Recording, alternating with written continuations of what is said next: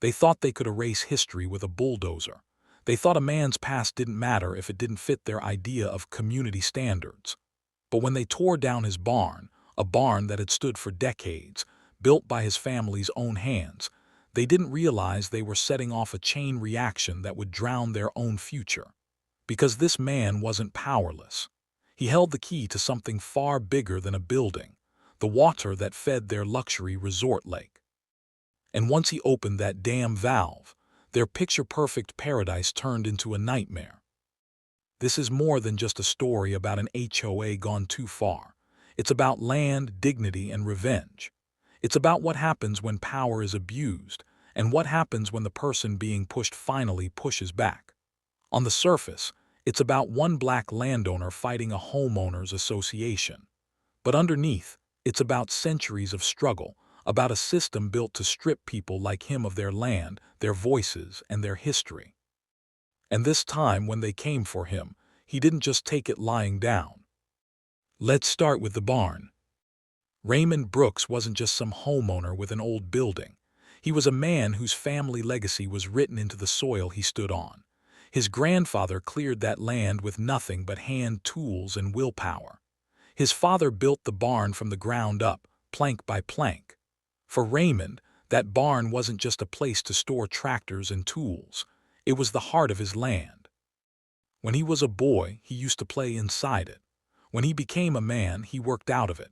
It smelled like hay, oil, and wood soaked by decades of sun and rain. The kind of smell that carries memory. Generations had passed through that barn, and it was more than a building. It was a marker of survival. But when the developers came, they didn't see history. They saw a problem. Just down the road, a group of investors bought land and built a high-end resort community. They carved out a lake with expensive houses all around it. They formed a homeowners association, the HOA, to control every detail, from the color of mailboxes to how tall the grass could be. They marketed the place as peaceful, exclusive, orderly. And when their eyes fell on Raymond's barn, they didn't see the blood and sweat poured into it. They saw something ugly, something that didn't fit their image. That's when the letters started. Notice of violation. Structure deemed non-compliant. Remove or face consequences. Raymond laughed at first, because here's the thing, he wasn't even part of their HOA. His land was older than their entire neighborhood. Their rules didn't apply to him, so he ignored them. But they didn't ignore him. One morning, without warning, bulldozers rolled onto his land. No permission, no court order, no discussion, just destruction. Neighbors later said they heard the engines roaring before sunrise. By the time the sun was up, the barn was rubble, wooden beams splintered, metal twisted, family heirlooms buried in the dirt. Raymond stood there, watching decades of history crushed in front of his eyes. The barn his father built, the place where he'd stored the tools of his life, was gone. And here's the part that hit hardest. The people who ordered it weren't even sorry. To them, it was just cleaning up. But to Raymond, it was war. To understand why this cuts so deep, you gotta understand how HOAs work. On paper, they're about protecting property values. In reality, they're about control. They decide what color you can paint your house, where you can park your car, what kind of fence you can put up. And if you don't play by their rules, they fine you, harass you, and in some cases, sue you until you give up. And here's the darker part. HOAs have a long history of being used as tools of exclusion. They grew out of segregation-era practices that kept neighborhoods a certain way. That meant keeping black families out, or making life so hard for them that they'd leave on their own. Raymond's story wasn't just about one barn. It was about that long history, because when that HOA tore down his barn, they weren't just erasing a building. They were erasing his family's mark on the land. And that's where they messed up. Because Raymond had something they didn't know about. Something more powerful than any fine, any letter, any bulldozer. The dam. Years before the resort was built, that lake didn't even exist. It was just land and water flowing naturally. To create the lake, developers relied on a dam, and guess who knew the dam better than anyone? Raymond. He had worked on maintaining it years ago. He knew its weak points, its locks, its valves. He had access. And when the HOA tore down his barn, they unknowingly picked a fight with the one man who could shut off the very thing that gave their community value: water. He didn't rush into it, he thought. He weighed the risks. But every time he looked at the pile of splintered wood that used to be his barn, he felt the same anger rise up. They had taken something irreplaceable from him, something sacred. So one night he drove out to the dam. The moon was high, the water still. He knew exactly which valve to turn, and when he did, he unleashed a quiet revenge no one could stop. At first, no one noticed.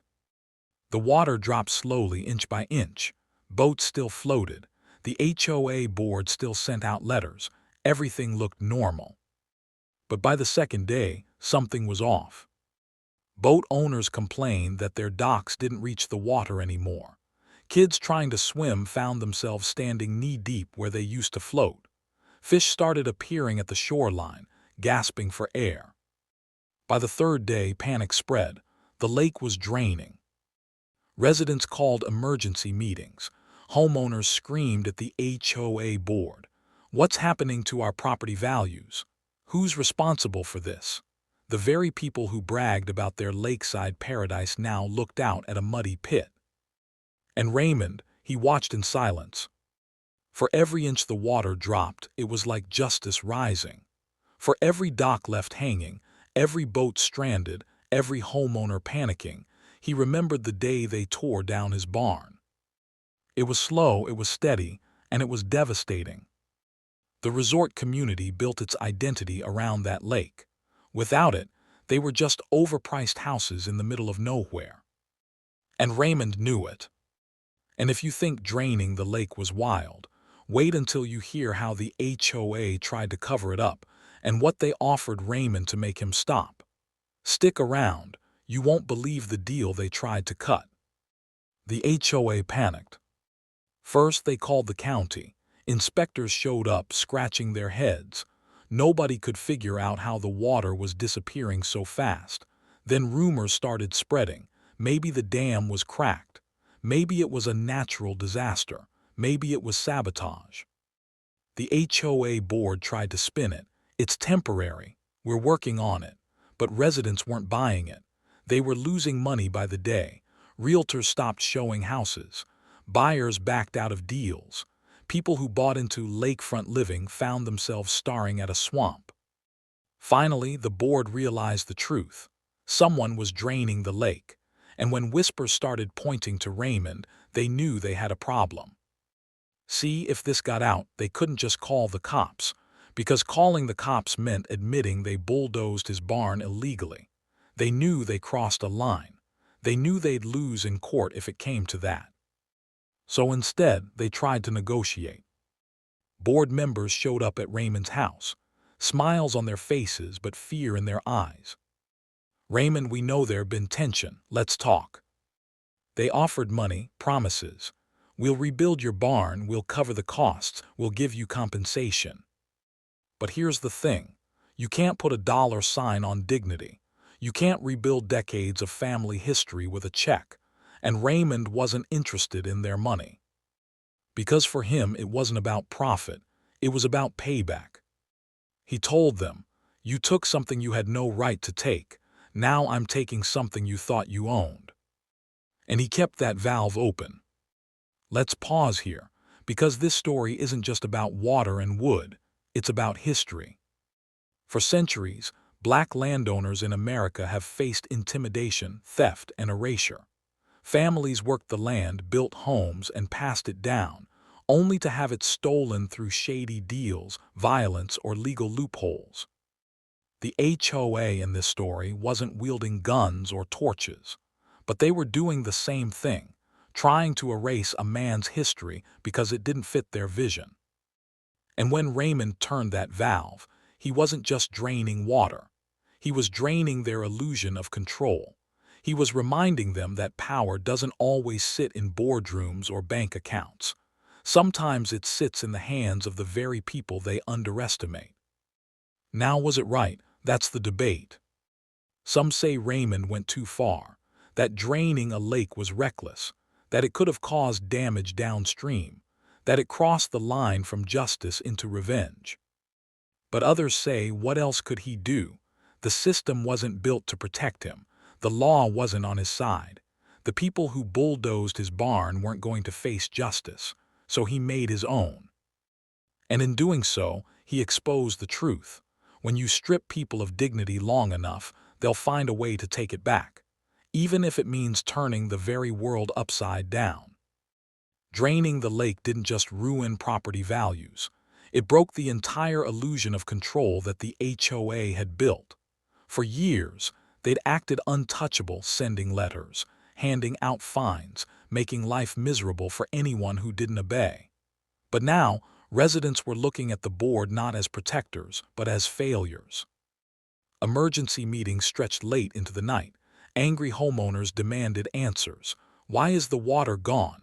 How are you go? Meanwhile, inside the community, things got ugly. Without the lake, everything fell apart. The clubhouse closed. Events got canceled. Families who bought lakefront homes were furious that their million-dollar views now looked like wasteland. Realtors whispered that houses were losing hundreds of thousands in value. Some residents blamed the HOA, others blamed Raymond. Fights broke out at meetings. One resident shouted, "You people brought this on yourselves when you went after him." Another screamed back, "He's destroying all of us just because of a barn." The unity that the HOA sold, the dream of a tight-knit, perfect neighborhood, was gone. Now it was neighbor against neighbor, finger-pointing, bitterness and lawsuits flying everywhere. And in the middle of it all sat Raymond, calm, steady, watching the same people who destroyed his history now destroy themselves. Raymond's silence. What made this even more powerful was that Raymond didn't brag. He didn't run to the press. He didn't post on social media. He barely spoke about it. When people asked him if he did it, he'd just shrug. Maybe the lake was never meant to be there, or water finds its own way. His silence was louder than any confession. It made him untouchable, because without proof, the HOA couldn't pin it all on him. And without him playing their game, they couldn't drag him into endless debates.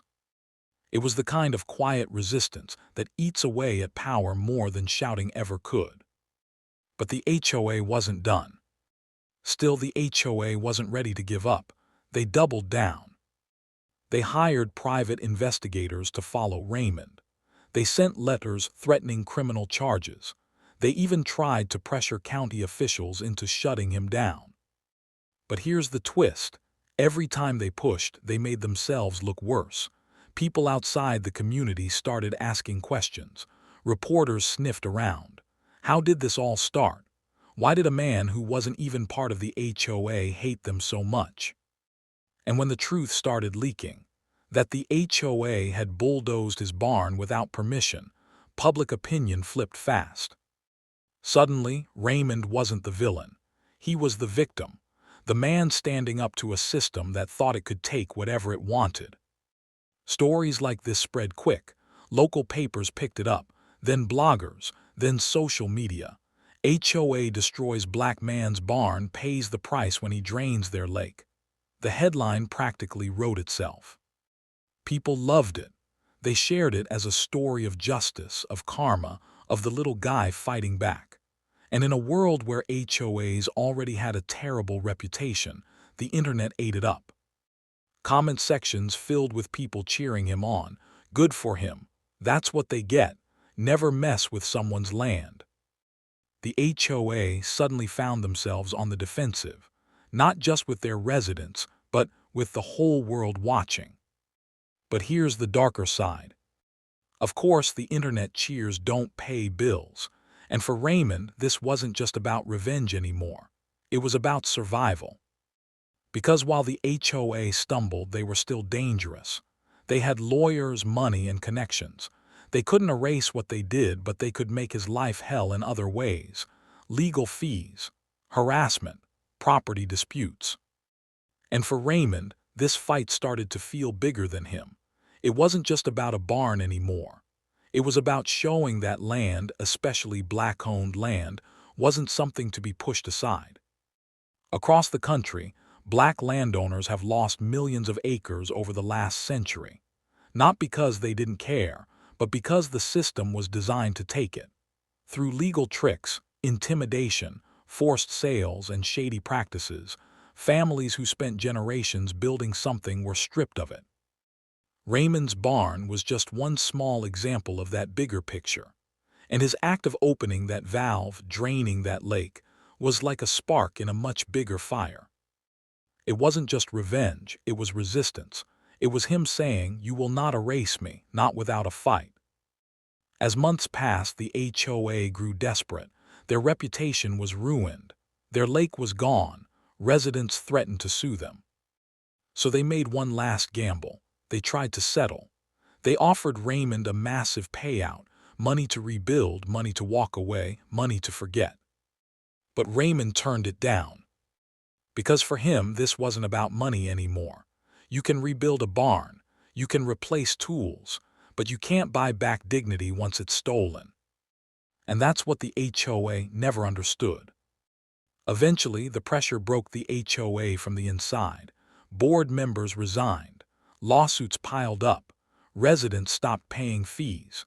The community that was supposed to be a symbol of wealth and control became a cautionary tale.